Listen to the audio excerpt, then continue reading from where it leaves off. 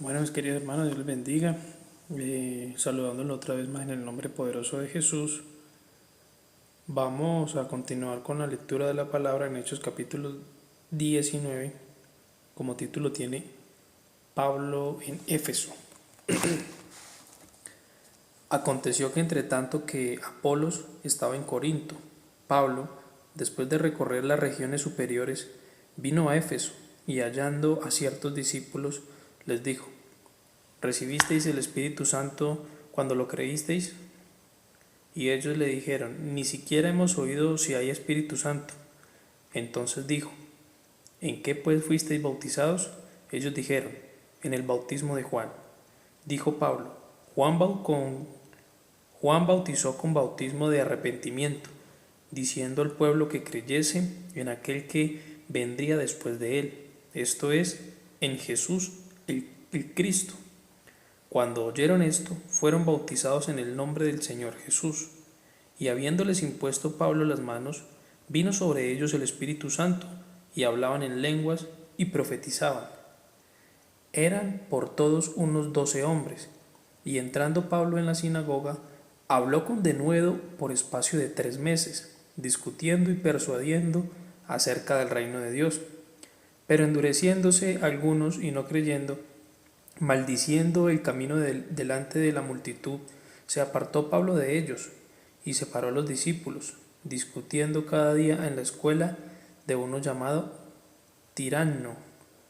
Así continuó por espacio de 2 años, de manera que todos los que habitaban en Asia, judíos y griegos, oyeron la palabra del Señor Jesús, y hacía Dios milagros extraordinarios por mano de Pablo, de tal manera que aún se llevaban a los enfermos los paños o delantales de su cuerpo, y las enfermedades se iban de ellos, y los espíritus malos salían.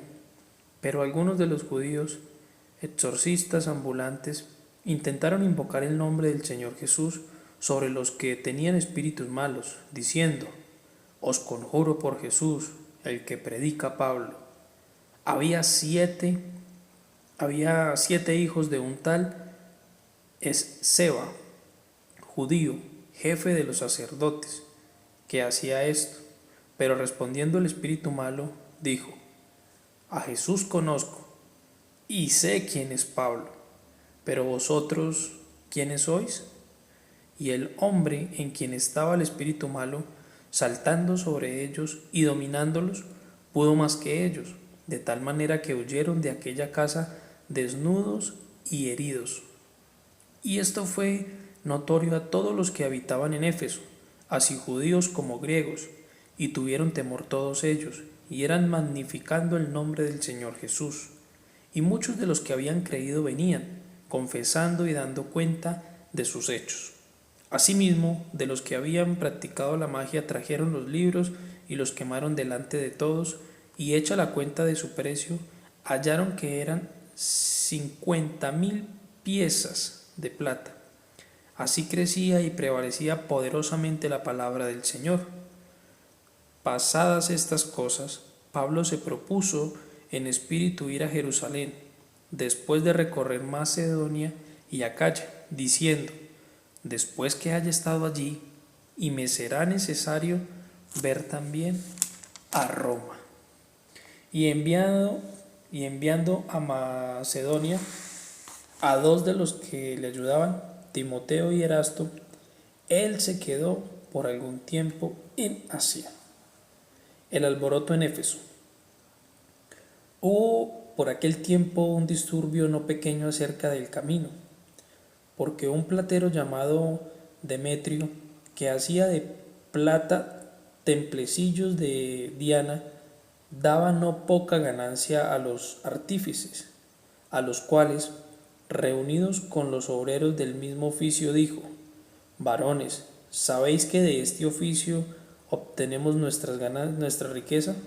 Pero veis y oís que este Pablo, no solamente en Éfeso, sino en casi toda Asia, ha apartado a muchas gentes con persuasión, diciendo que no son dioses los que se hacen con las manos.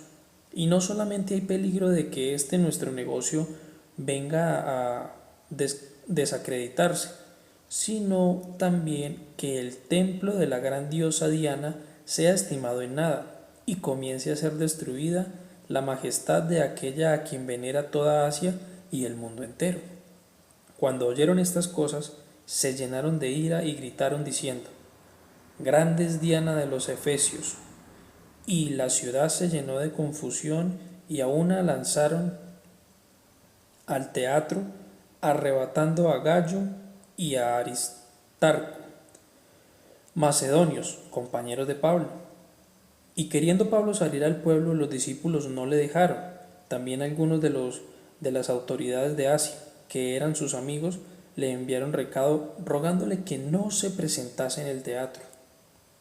Unos pues gritaban una cosa y otros otra, porque la concurrencia estaba confusa y los más no sabían por qué se había reunido. Y sacaron de entre la multitud a Alejandro, empujándole los judíos.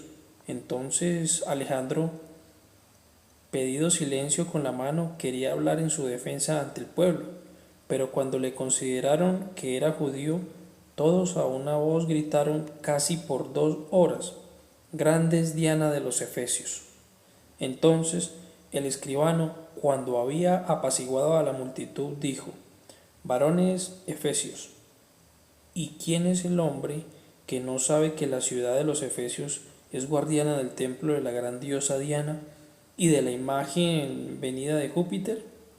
Puesto que esto no puede contradecirse, es necesario que os apaciguéis y que nada hagáis precipitadamente, porque habéis traído a estos hombres sin ser sacrilegos,